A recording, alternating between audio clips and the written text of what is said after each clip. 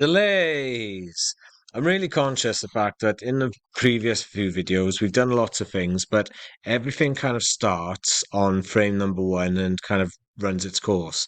So this video is just going to be about basically kind of having a couple of cubes. I'm just going to copy and paste this guy here and move that one across, where we'll actually look at doing animations which are delayed. So they might start on frame number 20, for example, or frame 120, doesn't really matter which one, and how you can make something kind of like invisible until it gets to a certain point of your animation.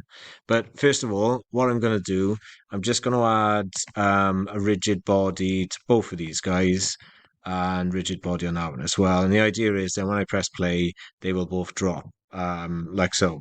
Now, in terms of like delaying something, say for example, I didn't want this one here on the right to drop until frame number 40. So if I come to frame number 40 and yeah, they drop down, so that's why they're not on there.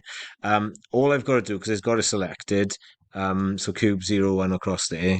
On which one is there? I think it's here actually, where it says animated.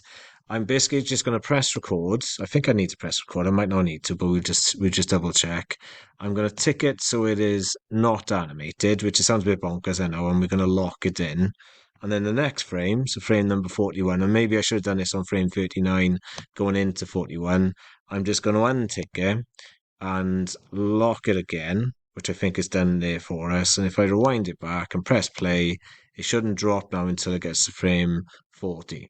Okay, so I'm just going to press unrecord for that one because the other cube I got on here was just to kind of show you how you can make something visible or invisible. So in fact, I'm going to take the rigid body off this because I don't want it to drop because it gets a bit awkward.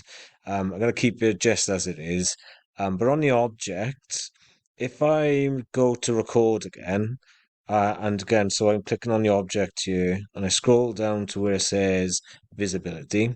And where it says viewports, I'm going to untick it and you can see it disappears and I'm going to lock it. And then I want it to appear on frame number 60. So again, I click on this part here, so it's ticked. It's automatically filled that in bit in for me. And if I just press unrecord and press back and press play, so this will be delayed. So we'll drop on frame 40. And on frame number 60, this one appears. Now, the one thing I need to point out, this bit here where it says renders, you basically just got to make sure that if you don't have that unticked on frame number 0, then like the way we got viewports unticked, when I actually go through the process of rendering the animation, the block will actually be sat there on frame number 1 up until we want it to appear. So in viewports, that's actually within Blender here. Renders, if you don't untick this and lock it, then when it comes to rendering it, it will be sat there waiting, doing what we don't want it to do. So let me just go across the right one. And I've just got to make sure it's ticked there and locked there. So that's just the export side of things then. And that's it pretty much.